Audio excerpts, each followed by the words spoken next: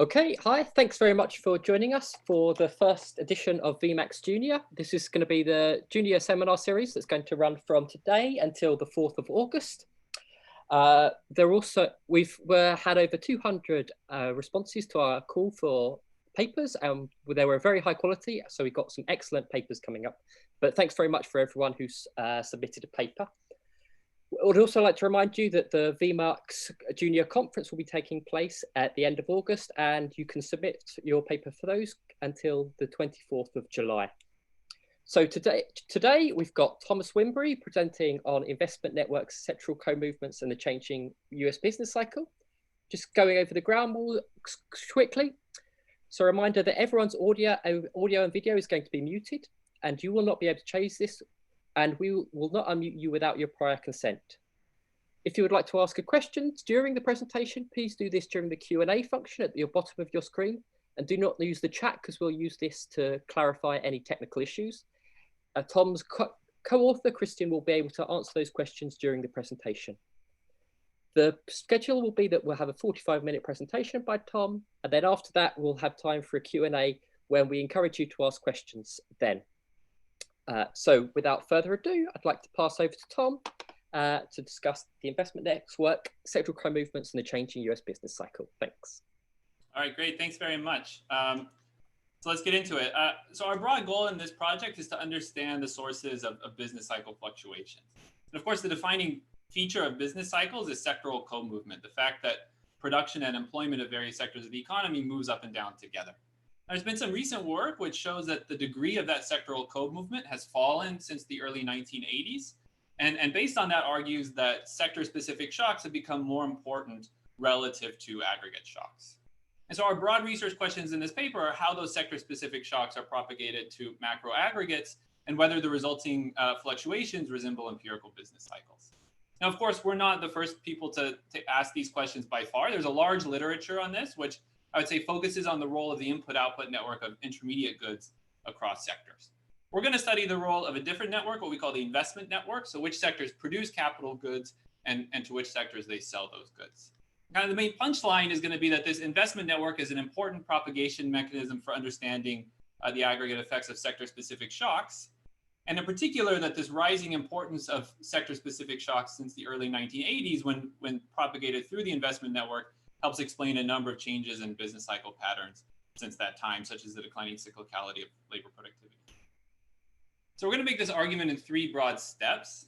First, we're going to measure the investment network using a number of BEA data sources that cover a 35 sector level of disaggregation of the entire economy over the entire post-war period.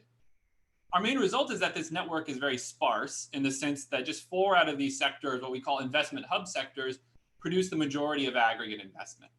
And these investment hubs are more volatile than other sectors of the economy and more correlated with the aggregate cycle. So they're more cyclical, kind of suggesting they play an important role in terms of propagating shocks. So the second part of the paper is then kind of to understand that role more deeply, we embed this empirical network into a standard multi-sector RBC model driven by sector-specific TFP shocks. And the kind of main result we get out of that is that aggregate employment, is going to be highly responsive to sector-specific shocks to our investment hubs, but not very responsive to shocks to the non-investment hubs. The basic mechanism, which I'll get into details later on, is that these investment hub shocks act kind of like aggregate investment supply shocks, to which employment is highly responsive because we need to supply goods in order to supply these investment hub producers. The third part of the paper is then going to kind of use that result to quantify the aggregate effect of this rising importance of sector-specific shocks since the early 1980s. So in particular, the exercise we do is measure realizations of sector-level productivity using the solo residual approach and the data, and then feed those realizations into our model, holding the other parameters of the model fixed. So our main result is that just the change in the shock process alone generates a number of changes in business cycle patterns that we've seen, importantly including this declining cyclicality of labor productivity. And that occurs because over time, shocks to our investment hubs are accounting for an increasing share of aggregate fluctuations, and aggregate labor productivity, GDP per worker, is countercyclical in response to those investment hub shocks. Right? So an investment hub shocks has a big effect on aggregate employment, which is actually bigger than its effect on GDP, so GDP per worker falls. We're also going to, at the end, document 2 new facts which kind of support this explanation of changing business cycle patterns. The first we'll show you is that the volatility of investment has risen relative to the volatility of GDP since the 1980s as well, again, consistent with this role of investment hub shocks becoming more important. And second, I think more interesting is that all the changes in these aggregate business cycle patterns we're talking about really haven't occurred within sectors, but are due to changes in co-movement across sectors. So for example, if you look at this sector level labor productivity, that's still highly correlated with sector level value added, and that correlation hasn't really changed since the 1980s. The main change is co-movement across sectors, which our model is consistent with. Okay, so that's the point of the paper. This investment network is an important propagation mechanism for these sector-specific shocks. And my plan for today is just to go through each of these 3 contributions in turn. And in the interest of time, I'm going to skip through the related literature section. So let's start on the first part, which is kind of the empirical measurement of this network and what it looks like. Our data comes from a number of BEA data sources, which we kind of combine together to get a data set which covers the entire post-war sample and a 35 sector level of disaggregation of the entire economy. The level of or the specific sectors we use are there on the slide. I would say it's a fairly good mix of manufacturing and non-manufacturing sectors. To our knowledge, I would say this is about as fine a level of disaggregation you can get for the entire economy over the entire post-war period. And it's important to have that to look at changes in cyclical patterns before and after the 1980s. So our main object of interest is what I call this investment network, or more specifically, the share of investment expenditure from a given sector J, which is purchased from other sectors I. Now, unfortunately, in most years, the BEA doesn't provide these kind of pairwise expenditure flows, but rather just the total amount of expenditure on investment from a given sector. Now, in a small subset of years, the BEA does provide those pairwise flows in what's known as the capital flows tables, but those are only available for a small number of years. They don't include intellectual property, which is a big component of the capital stock now. Doesn't have a consistent definition of investment goods over time, nor a consistent disaggregation of sectors. So what we've done is go to the asset level purchases data to construct our own measure of these pairwise flows, which kind of overcome these challenges. Okay? So it's available for kind of all years and includes intellectual properties and is consistently defined over time. So we can compute those in all years. What we get out of it is basically the following heat map, which is averaging our investment network across all of the periods of our data. So again, the way to read this heat map is you fix a sector there in the columns and you look across the rows. That tells you for the given column sector's total investment purchases, how much come from each of the different row sectors. Or if you flip that around, if you fix a row and look across the columns, that tells you to which sectors this row sector is supplying investment goods to. So our investment hubs are, the 4 brightest rows of this matrix. There's construction at the top, which is, producing the majority of structures in the economy. Machinery manufacturing, motor vehicle manufacturing, kind of in the middle, which is supplying most of the equipment goods in the economy. And then professional technical services, the one at the bottom, which is supplying a lot of the intellectual property. As I said in the beginning, those hubs account for, the vast majority of aggregate investment, something like 2/3 of aggregate investment, even though they're only like 15% of aggregate GDP, intermediate production, or employment. So this is a very skewed network in the sense that there's a small number of important rows. There are various ways you can measure the skewness of the network. According to those, this is kind of substantially more skewed than the intermediates network. In addition, I'm not going to go into the details in the interest of time, but we also show in the paper that these 4 investment hubs are more cyclical than the other sectors in the economy, in the sense that they're more volatile at business cycle frequencies than the other sectors in the economy. And those fluctuations are more correlated with the aggregate business cycle than the fluctuations of the other sectors are in the economy. So all that suggests kind of an important role for these sectors in the business cycle. So to better understand that, I'll go to what I thought of as the second contribution, which is to embed this network into a standard multi-sector RBC model and study its implications. So I'll just briefly go through the model, which again is very standard. So there's a fixed number of sectors, N, which will be 35, like in our data, indexed sectors by J. Each sector produces gross output QJT using that production function, which combines a bunch of inputs in a Cobb-Douglas way. The inputs are capital KJT, labor LJT, and then this bundle of intermediate goods, XJT, which itself bundles together a bunch of intermediates from other sectors in the economy. So in this aggregator here, MIJT is the amount of sector I's output, which sector J uses in production. And those are bundled together using, again, a Cobb-Douglas function with parameters gamma ij. Sectors are also hit by TFP shocks AJT, which follow an AR1 process in logs. The innovations to that process, in principle, can be correlated across sectors due to, for example, aggregate shocks. When we solve the model, we're going to use a linear model solution, which means that the decision rules feature what's known as certainty equivalence, that this covariance matrix of these innovations actually don't matter for the decision rules. So therefore, when we go to the kind of quantitative application, we don't need to take a stand on how that covariance matrix has changed over time. Instead, what we're going to do is just literally measure these TFP shocks in the data and feed them directly into the model. Okay, so that's production. Investment is also very standard. Each sector accumulates capital using this standard type of capital accumulation equation, except that this investment input, IJT, is itself a bundle of output from other sectors in the economy. So here, IJT, is the amount of sector I's output, which sector J uses for investment. And again, it's combined together in a Cobb-Douglas way with parameters lambda ij. So an investment hub sector is some sector I, which supplies investment goods to many other sectors J. Or in other words, it's a sector I that has a high lambda ij for many other sectors J. And in fact, the heat map I showed you is going to map directly into these lambda parameters in the model calibration. And that's basically the model. Okay, so to close the model, we have a representative household who has log preferences over a consumption bundle CT, which puts together sector level output in, again, a Cobb-Douglas way, and linear disutility over labor supply, capturing kind of indivisible labor.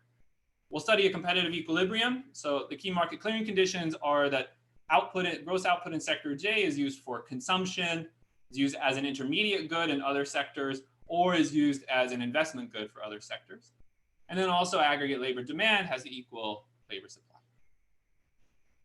Okay. So again, that's the model, and it's standard. Our contributions here are really to use our new measurement to discipline the model and study the role of this network in propagating sector-specific shocks. Now we're going to calibrate this model, in particular the network structures, in the standard way so that the model's steady state matches the long-run averages of the data. In the interest of time, I'm not going to go into the details of that either. At a broad level, everything is very easy because we have this Cobb-Douglas structure. Most of the parameters are pinned down by expenditure shares in the data. So for example, the production function parameters we can get from the input-output database in the usual way. The investment network, as I mentioned, is just coming from that measurement that I showed you before. And the preference parameters are going to come from the final use table. So that gives us all the parameters other than the shock process itself. Later on, as I said, we're going to feed the shocks from the data into the model. Before going there, though, I want to have a kind of broader theoretical description of what's the role of the investment network in propagating these sector-specific shocks. And then we'll use these insights to when we go to the data later on. So I'm going to focus this discussion around how sector-specific shocks affect employment primarily, just because this is kind of the key result that'll be important for understanding the effects of labor productivity later on. Now, our model is efficient, so the allocation is determined by a social planner's problem.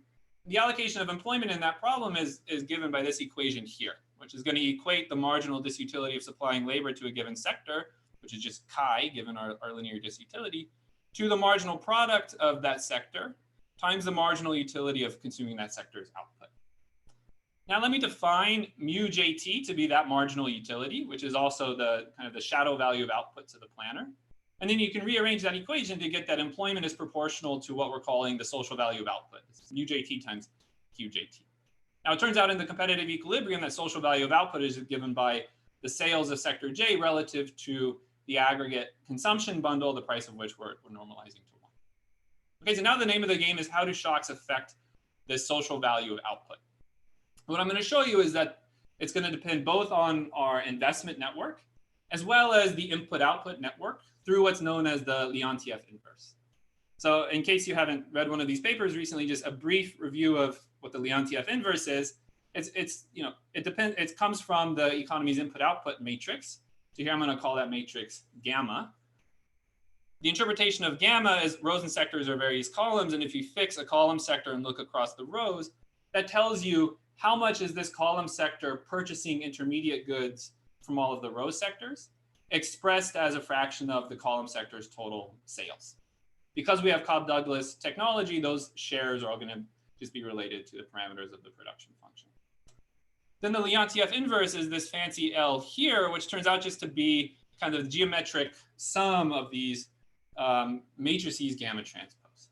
The key intuition that I hope you get out of this is that the kind of ijth element of that Leontief inverse captures how important sector I is as a supplier to some other sector J, both directly through this input-output network, but also indirectly through, supplying the direct suppliers or supplying the suppliers of the suppliers, and so on. That's why you have this geometric sum.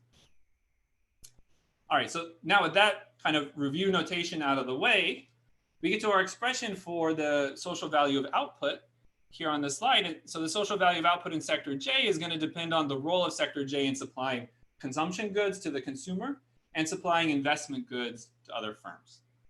Its role as a supplier of consumption goods is just saying, look at how sector J supplies all other sectors of the economy K in this Leontief sense, so through the input-output network, times the social value of consumption that's produced by that sector K relative to the aggregate consumption bundle. In our model, again, given we have these Cobb-Douglas preferences, that's just going to be equal to psi K, which is the parameter in that utility function. Right? In equilibrium, that would be the expenditure share of consumption from sector K, which is constant with Cobb-Douglas. The second term is the importance of sector J as a supplier of investment goods.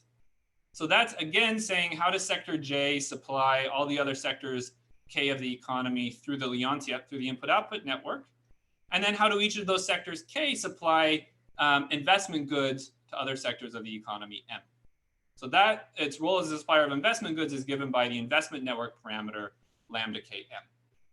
And then the social value of investment to the planner is going to be given by zeta MT, which is the shadow value of investment, times the quantity of investment IMT.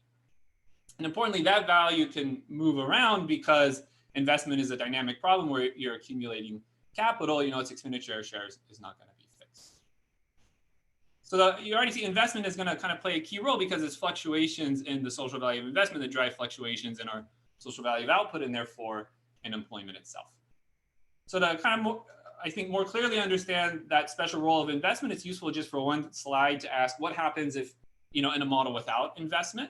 Well, here we get a kind of strong irrelevance result in the sense that you take the model with no capital, where the capital share is set to 0.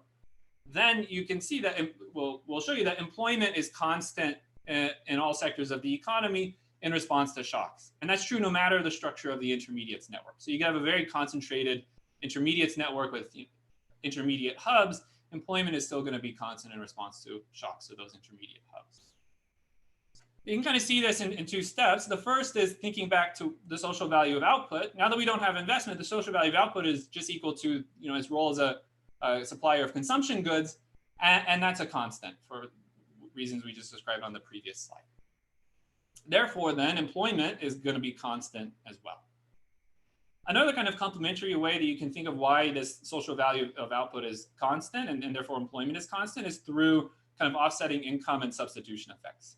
So this bottom equation here is just writing out the social value of output and how employment depends on that.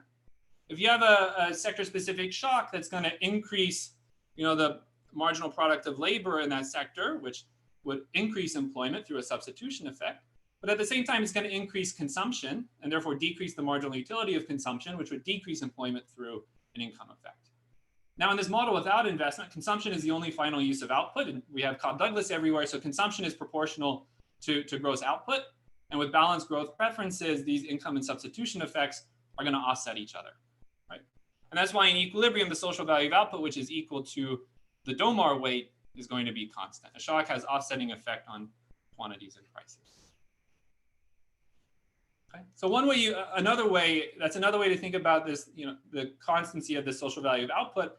And one way to anticipate what investment is doing is investment is weakening this income effect on labor supply. Because now when there's a shock, part of the output is going to go to investment rather than consumption. Okay, so now with that as background, let's return to our model with investment. And now the social value of output is again moving around because we have the value of investment in various sectors moving around as well. Here, I'm just rewriting that equation in terms of employment, which is, again, proportional to this social value of output. So what this is saying is that fluctuations in employment in sector J depend on the fluctuations in the value of investment in all other sectors M of the economy, weighted by the importance of sector J in supplying investment goods to those other sectors. And here the omega Jm is, again, capturing those supply chains, which I described before. It's saying, look at how sector J supplies intermediates to the other sectors K of the economy, and then look at how those sectors K supply capital to other sectors M. This is just a correction for the size for this log specification to work. So kind of two things I want to note from this. The first is that you see the presence, kind of in this model, you need investment to be moving around for, you need the value of investment to be moving around for employment to be moving around. So that's point one. But point two is, as I kind of was anticipating in the introduction, there's something special about shocks to investment hubs in particular.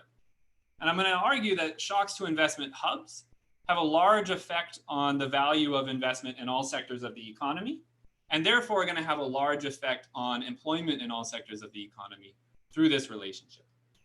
Now, unfortunately, we don't have a nice closed form kind of expression to help us understand the mapping from shocks to the value of investment. That's mainly a quantitative result that holds over a range of parameters. So I can just show you that result and then give a little bit more intuition for why that's the case. So the way I'm going to show that result is doing a hopefully simple exercise, which is to take our model, which we've calibrated the steady state of, and then look at the effects of a 1% TFP shock for each of the sectors of the model. And then we're going to compute for each of those shocks, what's the effect of that shock on employment in all of the other sectors of the model. And now we're going to average the shocks in these four investment hubs, and then average the shocks in the other hubs. And what I'm plotting here is the distribution of employment responses in response to those two average shocks. So the x-axis here are different sectors. The blue bars are telling you for this average investment hub shock, how does employment in all of these other sectors respond to that shock? And the gray bars are telling you for the average non-investment hub shock, how do employment in all the other sectors respond to that shock? So you can hopefully see right away that in response to the employment in each sector of the economy is basically more responsive to these hub shocks than the non-hub shocks, and quantitatively by a large amount. It's really the hub shocks that drive most of employment fluctuations in this model. Okay, so how can we understand that result a little bit better? Here's my attempt to do that. Hopefully it works. So I'm going to understand that kind of in two steps. The first step is going to be, how does the investment hub shock affect the social value of investment in each of the other sectors in the economy? And here I'm going to say it has a strong effect on those other sectors because it's like an investment supply shock. One way you can think about that is, think about the Euler equation for capital for a given sector M. Well, that's going to equate the marginal cost of capital to zeta mt, which with the marginal benefit of investing in capital, which is the present value of future social value marginal products of capital. What an improvement in productivity at an investment hub does is decreases the marginal cost of investment for many sectors in the economy, right? That's what it means to be an investment hub. You supply goods to you supply investment goods to the rest of the economy, right? So a shock to an investment hub is going to have an effect on the marginal cost in many other sectors, and therefore is going to affect the value of investment in many other sectors of the economy. On the other hand, a shock to a non-investment hub is kind of more akin to an idiosyncratic investment demand shock, in the sense that it primarily affects the right-hand side of this Euler equation. It affects the marginal product of capital in the sector, but the spillovers to other sectors are smaller. And therefore, the non-hub shocks have a smaller effect on the value of investment in all the other sectors of the economy.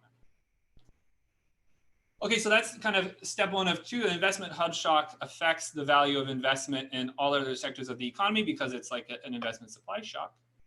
And then step two is to say, well, there are all the other sectors in the economy J now try to supply in goods to the investment producers in order to meet those fluctuations in investment expenditures.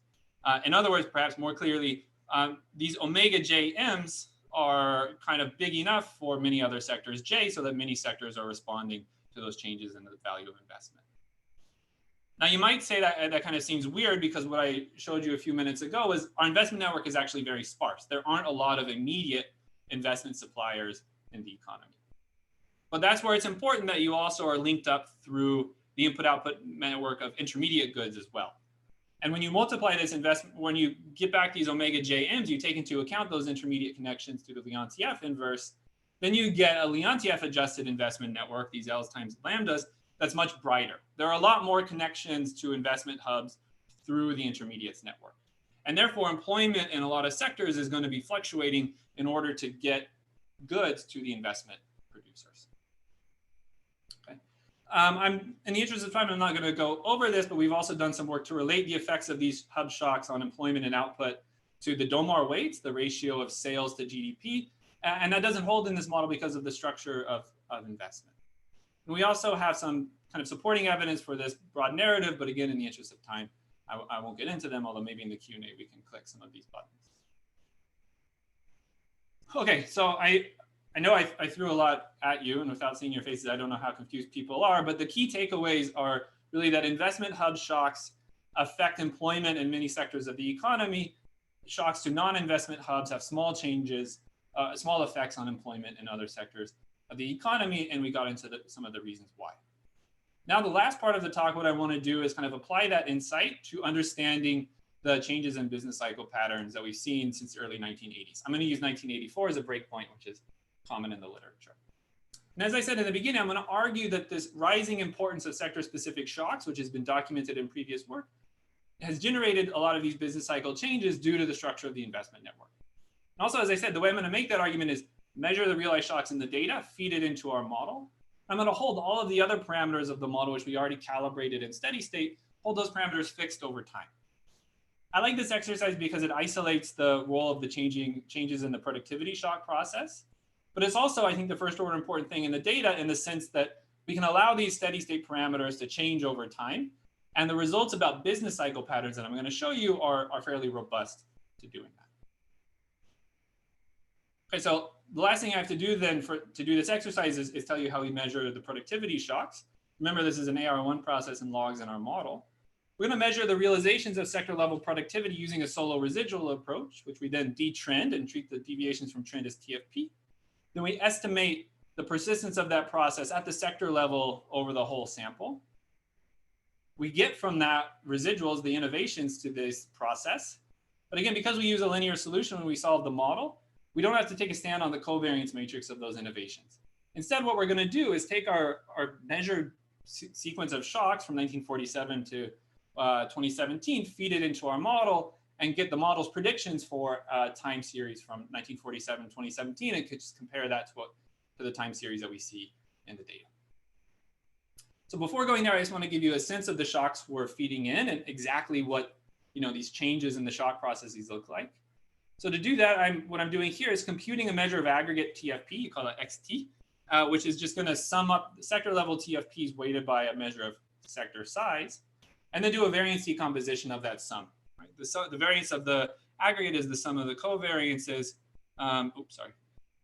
Sum of the variances plus the sum of the covariances. Let me minimize that. And so I'm going to do that decomposition both pre and post 1984. So here's what we get, which is in the left panel here. What we see is that the variance of aggregate TFP has fallen significantly over time, which is the well-known great moderation, the decline in the volatility of aggregate, the decline in macro volatility. If you look within sectors, this variances term, that variance hasn't really fallen very much. Instead, almost all of this decline in aggregate volatility is accounted for by a decline in the covariance of TFP across sectors. And that's what we're interpreting as a declining kind of importance of, and a rising importance of sector-specific shocks. So one way you could think about that is, a special case of a TFP process, which is suppose TFP is the sum of an aggregate component and a sector-specific component, AJT hat. In this special case, only the aggregate component would drive covariances across sectors. So the fact that the covariance across sectors is falling would be interpreted as the variance of aggregate TFP falling. And then because the variances within sectors are relatively stable, the variance of this sector-specific component is relatively stable. So that's what I mean by sector-specific shocks becoming relatively more important over time. It's really that they're becoming more important relative to the declining macro variance. That's a special case, but you can actually do a principal components analysis of the data, and that's kind of basically what you would get as well. And So I want to note that others have kind of shown these basic patterns for value added, so like Forster, Sartre, Watson, for example.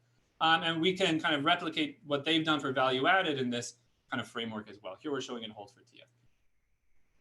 So those are the TFP shocks that we're feeding into the model. Now the outcomes I want to look at are these changes in business cycle patterns. The two key changes which people have talked about, primarily talked about, are the declining variance of aggregate GDP, let me call YT logged and HP filtered real GDP, and the cyclicality of labor productivity, which is the correlation of GDP per worker with GDP. The left panel is the data, the right panel is the model.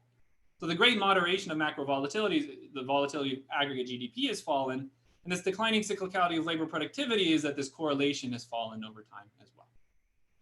The right panel, how our model gets that, it does kind of, I would say, okay in terms of the declining volatility of GDP. It gets some of that, but not all of that. That's just saying that this change in the shock process itself in our model is only getting a chunk of the great moderation. But the model is getting a decline in the cyclicality of labor productivity that's comparable to the data. Right? So that's the sense in which our model generates this declining cyclicality of labor productivity. Now, the cyclicality of labor productivity, that correlation, it's just algebra. It just depends on two things. It's the correlation of GDP with employment, and then the volatility of employment relative to the volatility of GDP. You can work out the algebra. The expression is there on the slide. The reason I bring this up is because all of that decline in the cyclicality of labor productivity is accounted for by a rise in the volatility of employment relative to GDP.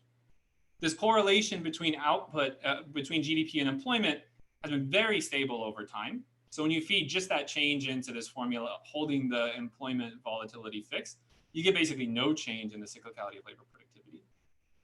And instead, the main change that has occurred is that the volatility of employment is increased relative to the volatility of GDP. And when you feed that change into this formula, you get the entire decline in the cyclicality of labor productivity. So the model also kind of captures that. I don't know how I did that, but it captures that fact, which is that this declining cyclicality of labor productivity is driven by an increase in the relative volatility of employment to output, not a change in the correlation of GDP with employment. Now, the last thing that I want to note here in terms of aggregate changes is, I think, a new fact, which is that the volatility of employment relative to, investment relative to GDP has also increased over time. And our model gets that because, again, these investment hub shocks have become, as I'm going to show you on the next slide, become an important source of fluctuations. I don't know if you all see this line that I'm seeing on my screen, but I don't know how I did it or how to get rid of it. So I'm sorry, but for the next 10 minutes, we'll have to live with it. Okay, so the model gets like these kind of aggregate changes. Now what I want to show you is back up some of the story I gave before, which is that shocks to these investment hubs have become relatively more important over time. And that reallocation of volatility is kind of what accounts for these changes. So the way I'm going to do that is simulate the model with two different kind of sequences of shocks.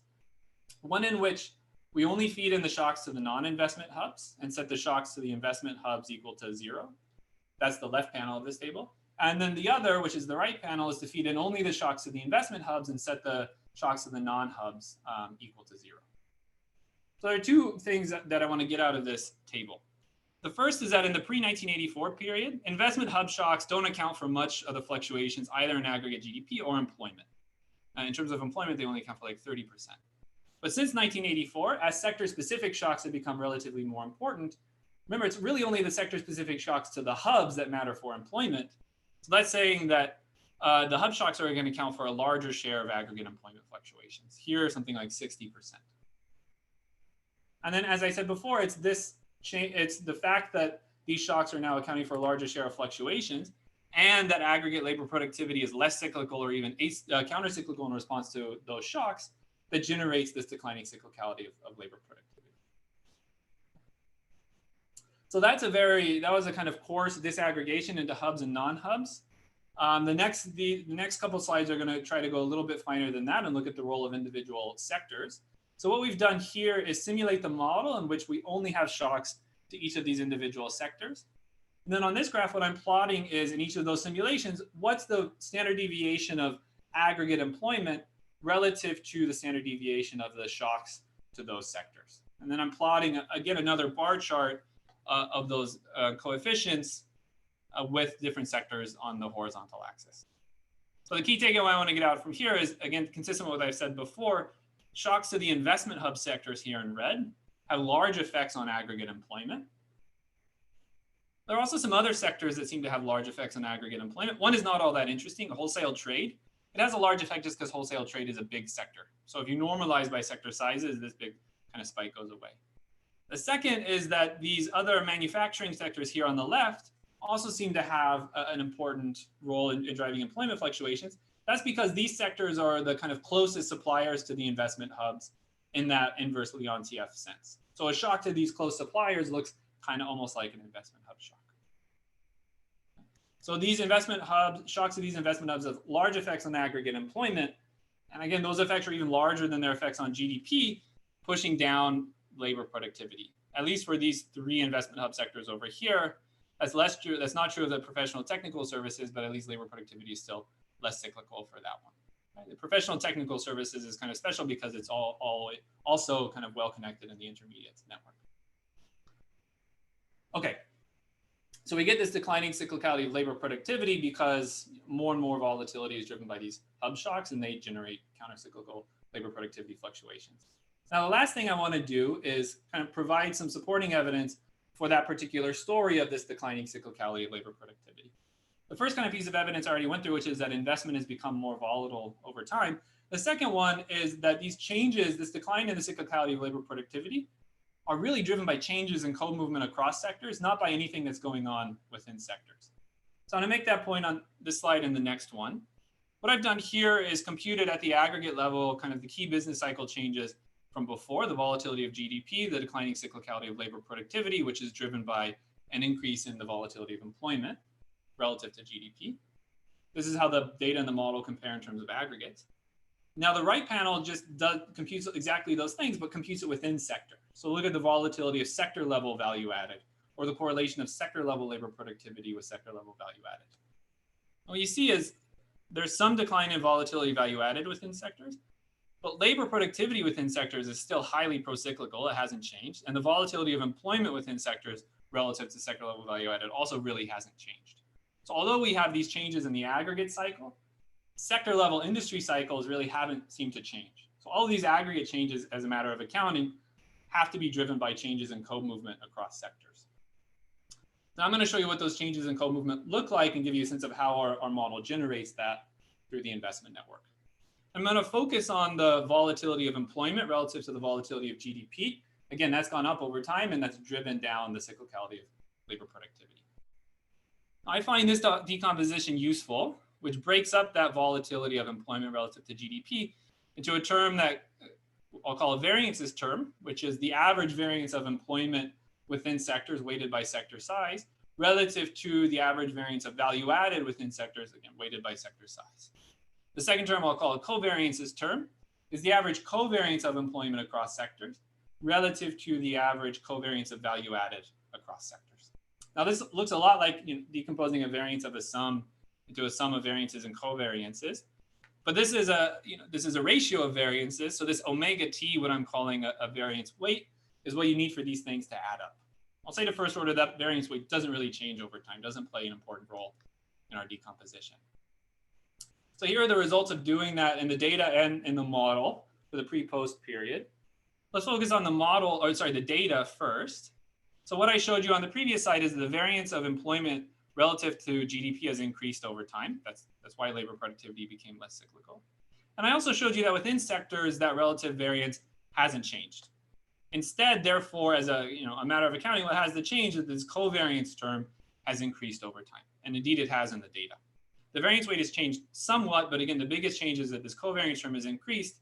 If you compute the contribution of each of these terms to the overall change, almost 90% of it is coming from the changes in co-movement.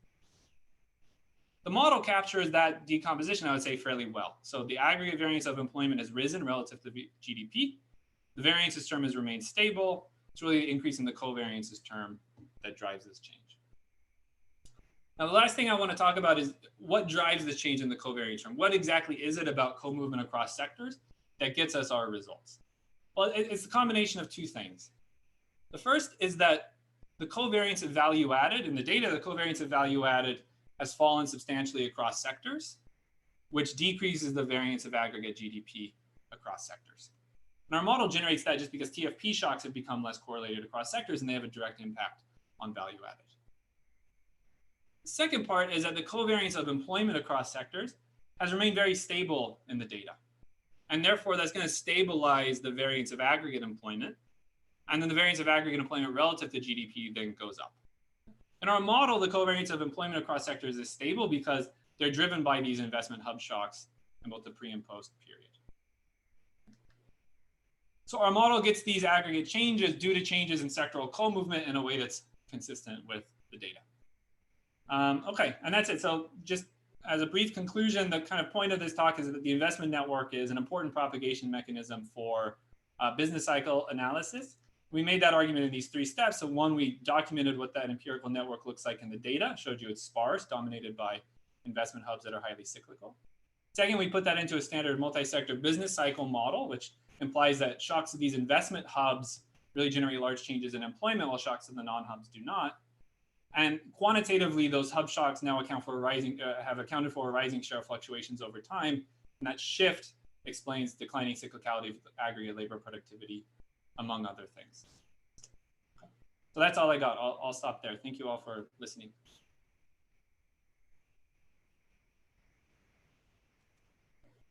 That's great. Thank you very much, Tom, for that. So just a reminder now, if you click on the hand that should be at the bottom for attendees, we can see if there's any questions to ask. And we've got a question from Marco. So I'm just going to allow you to mute now.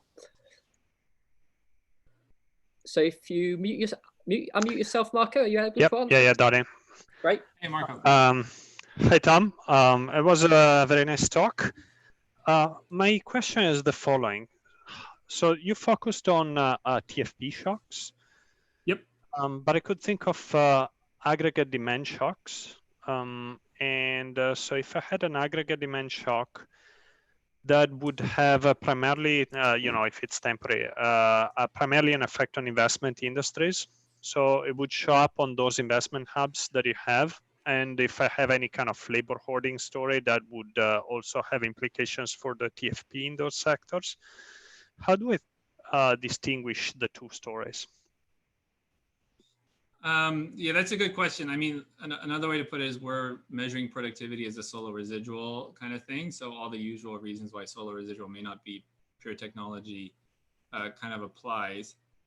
So let me maybe take this opportunity to first answer another question, which is why did we start with like this RBC framework in general? And therefore, why did we start with just analyzing TFP shocks?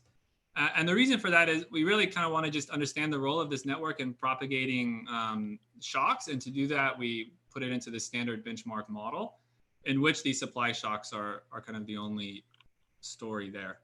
And in some sense, I thought that kind of increased the stakes of the exercise because a lot of people have pointed to this declining cyclicality of productivity as evidence for demand shocks. And that doesn't occur in our model.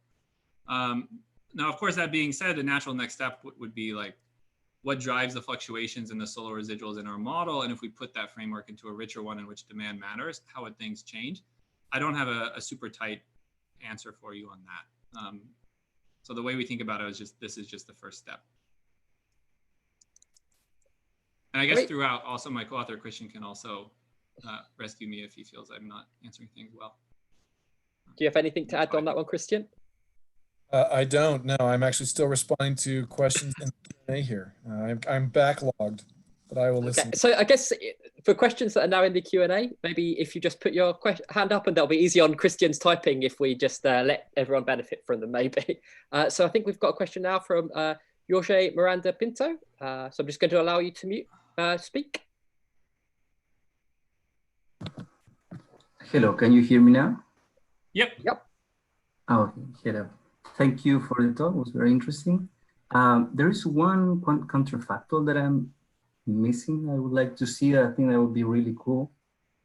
Because you never changed the production structure of the investment network. So, for example, these sectors, the hubs could be relevant or important in other dimensions, just size, or from the Leontief inverse, not necessarily the whole investment network, right? So for example, what if that network is just a diagonal, right? There is no the skewness that we actually see there, right?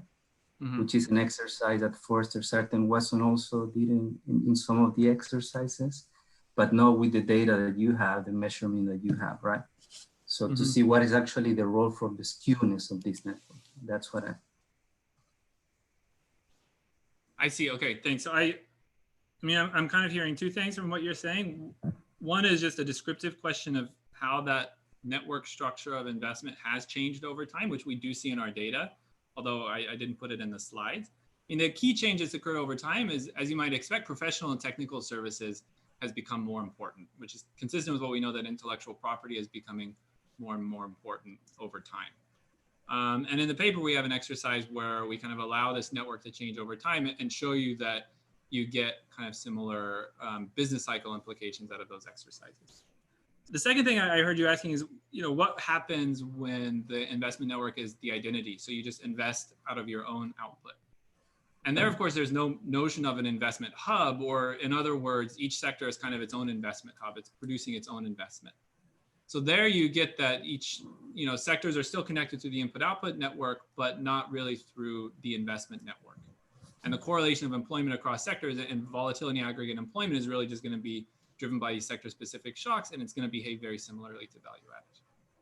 So you have done the experiment? Because these sectors could still be relevant. Oh, okay, you have done. Okay. Yeah, it's in one of the appendices. The paper is a kind of a beast. It's in one of those appendices, though. So we show that. We show that in terms of the decomposition I showed you at the end, for example, the covariance of employment across sectors falls by just as much as value added.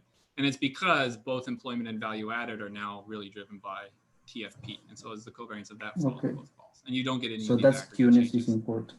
Okay. Yes, it's exactly. You don't get any of the aggregate changes that we're emphasizing here. Okay, that's interesting. Kieran, you're muted. Thank you. Yeah. So next we've got Suchong Lee. So I'm going to put you on speaker. Can you? You have to unmute yourself as well.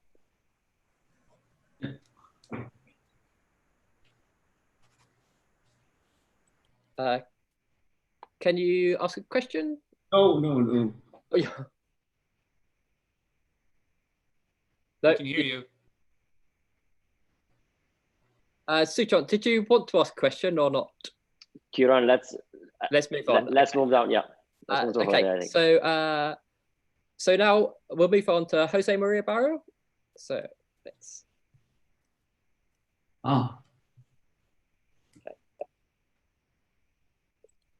Hi there. Hi. Hey, Jose. Hi, Tom. So yeah, I wanted to follow up a little bit kind of on the previous question, the rising importance of intangible capital. Is this mainly that intangible capital is more important in the network over time, or is it that shocks to this kind of intangible capital production sector have become more important? Yeah, and I mean, kind of how does that play out in your results? I see. Okay, so that's a good question. So the statement I was making was about the investment network itself. So that is, sectors on average are buying more and more capital from professional and technical services, which is producing the intangible capital. So that's reflecting the fact that intangible and capital is kind of smoothly in a trend, kind of smooth sense, becoming more important over time. And to be clear, that wasn't in our baseline results, but that was just in response to what has changed in the data. The second thing is, are shocks to professional technical services becoming more important over time? So deviations from those trends. I don't think that's the case. Off the top of my head, I don't know the answer for sure. But the changes I was referring to are more trend changes rather than shocks. Okay, got it. So it's still kind of the case that recessions, maybe not the current one, are kind of still shocks to these big manufacturing and construction rather than shocks to this production of human capital, I think is kind of a fair characterization, you would say. Oh, intangible capital. Yeah, or the shocks to the intangible capital are as important as they've ever been. It's just that intangible capital is now a kind of more important, a bigger input into production. Okay, got it. Thanks. Great, thanks. I think, and now we've got John Grisby, so I'm going to allow you to talk, John. John. Hey, Tom. Good to see you. Hey. How you doing? Well, so I'm really on board with everything you're doing. I mean, it's really interesting. I think this investment network's kind of understudied and important. But you might be able to predict my question. How do I think about labor with heterogeneous skills in this framework? So, you know, I found elsewhere that there's been some big shifts in the behavior of the composition of the workforce at a business cycle frequency. Sort of now more than ever, you know, you're finding more of the low-skilled guys dropping out of the employed pool in recessions, high school guys remaining, and that has implications for average labor productivity, obviously. And you know, you can also generate different kinds of covariances of sort of measured TFP residuals across different sectors if you have different kinds of workers having different transferability of their skills across those sectors. And so just wondering if you've given any thought to these sort of heterogeneous labor dimensions and whether there's a way to disentangle these labor supply heterogeneity stories from your investment network and shock stories. Yeah, so the reason that, it's a good question. I must have thought about it at some point when we were talking about your paper, but it's not at the top of my head. But so the way that, so we have a model obviously in which labor is substitutable across sectors. And I mean, we made that choice at first for parsimony, but then it turns out that the model does a fairly good job at matching kind of what was our key target about reallocation, which is the covariance or the correlation of employment across sectors. And we didn't see that covariance or correlation changing much over time. That could be because there's a very imperfect mapping between your skills and our sectors. I don't know what that mapping looks like. But since that wasn't changing over time, we kind of, to keep things simple, abstracted from it. But I agree with you that there's a host of interesting issues there as well. Right. You can still have changing, even conditional on the levels of employment in each of the sectors. You can have changing compositions of that employment over time, which would then feed through into the productivity results at least. But I don't know, maybe we should talk more. Part of that might be being picked up in our measured productivity. But that was the reason we just stuck with substitutable labor for now. Cool. Okay, great, thanks. And a reminder, if you want to ask a question, just put your hand up. So I've got a question now from Mohammed Wahaji. I'm going to unmute you now.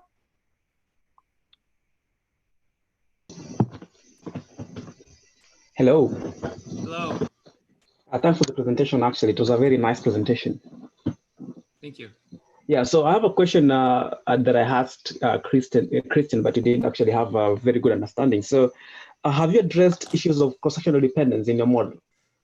Issues of, sorry? Cross-sectional dependence. Cross-sectional dependence? What do you mean by that? Yeah. So ideally, when you're dealing with the sectoral data, so there are always aspects that you'll find that the shocks might be either strong or weak depending on the type of dependence that you have in the residuals. So normally, I mean, in the econometric terms, whenever you have strong dependence, we talk about common shocks between sectors. But when you have weak dependence, then you talk about spatial effects or spatial spillovers. So I was wondering if you actually addressed this before you went ahead and worked on the network effects. Yeah, definitely. So that's what I was trying to say, where I had this slide where we decomposed the variance of aggregated TFP into variances within sectors and covariances across sectors. And there I said, like, one special kind of case of a TFP process you can think of is where there's an aggregate shock that drives covariances across sectors, and then a purely idiosyncratic sector specific shock. And then I said the way that we think about this declining covariances is the aggregate shock to TFP is becoming less important, and therefore, relatively speaking, the idiosyncratic component is becoming more important. And that was just a special case, but we did a principal components analysis. And again, this is consistent with what others have done, like Aaron Priest and SEMS, and that basic story holds. So if that's what you have in mind, then we have thought about it, and that's what we came up with. Okay, thank you. That's it. Good, thanks. Kieran, you're muted again. Okay, yeah, I think so. We have a question now from Tommaso on the panel. I think Tommaso cannot unmute himself. Yeah, I can unmute myself. Well, thanks, Tom. Like, great presentation. This is more like, a question for the next paper, I guess. And maybe also a question from someone which is outside of the literature. But I was wondering, like, what are kind of the normative implications? Of course, it's extremely interesting to point out, like, this key role for, like, the investment hub. Does it also change the way we think about the policy in, like, more subtle ways than the obvious ones, or like, what are your thoughts about it? Yeah, so we've thought about that a little bit. We took it out of the presentation. I mean, there's of course a tension with our model is efficient, so you're not going to have any welfare-based role for policies, but we have thought about just positive analysis of, in our case, investment stimulus policies, like fiscal policies meant to stimulate investment, like bonus depreciation or investment tax credits. And the way those policies work in our model is that they kind of subsidize investment purchases equally across all sectors. But then because the production of investment goods is concentrated in these hubs and to some extent their immediate suppliers, the effects of those subsidies on actual production and employment is going to be very unevenly distributed. It's going to be concentrated in the hubs and those intermediate suppliers. So you start out with something that kind of looks like, or you think of as a kind of uniform policy, and you end up with something that looks more like industrial policy than you might have thought if you hadn't taken into account this concentrated structure of the investment network. Yeah, so all of that again comes with the caveat that this is an efficient model, but that's how we've thought of at least the positive implications of stimulus policies. Awesome, thanks. So I have a question. So I think you kind of touched on this when you were discussing Marco's question, but this seems like this model would have some quite interesting predictions in regards to the role of investment shocks over time versus TFP shocks, and particularly if they have increased importance. That might be a different story. Have you kind of thought about that or looked at that in the data, or? Yeah. So in our model, kind of the way we're thinking about these investment hub shocks is that they really do look like investment-specific technology shocks. So in some sense, we're interfacing quite directly with the literature on investment-specific productivity shocks. Now we've thought about kind of at least two ways we can interface with that literature. I'm debating on whether I should bring up the slide or not, but okay, tell me if the following is a useful way to think about it. So that literature is thinking about how to shocks to, it's usually like a two-sector models in which there's a shock to the investment producing sector, and how do those shocks to the investment producing sector matter for aggregate dynamics. And kind of the classic problem there is that it's hard to get co-movement from the investment producing sector to the consumption producing sector, and often you get negative co-movement. Our model has a version of that co-movement problem if you take out the intermediates input-output network. There, you're much more like one of these investment-specific shock models where you have investment-producing sectors and non-investment-producing sectors, and there's no real interaction between the two. Our model does get positive co-movement exactly because when there's a shock to the investment-producing sector, the other sectors also are trying to supply intermediates to the investment-producing sector. So the presence of this in the intermediate network through the Leontief connection, that generates positive co-movement across employment across all sectors. And that's important because without getting this positive co-movement, it's hard to get the aggregate story off the ground. Now, a kind of secondary point about that literature is how you measure the investment-specific technology shocks. Like one way is to use the relative price of investment goods, which is kind of not very cyclical. So that one's hard to get off the ground as well. Ours are really measuring the shock as a combination of sector-specific TFP shocks at the investment hubs. Yeah. Okay, that's great. So I don't think there's any more questions. So all that leaves me to do is thank Tom very much and Christian, his co-author, for answering questions. And to remind you that VMACS Juniors will be continuing next week with Victoria Gregory on Tuesday. So thanks very much, Tom, for his presentation. And thanks for all the great questions. Thank you, everyone. Thank you. Bye, Tom. Thanks so much. So I'm just briefly going to go through the Q&A if you don't mind me sticking. Yeah, so I think actually we should download this. Guys, I think the YouTube broadcasting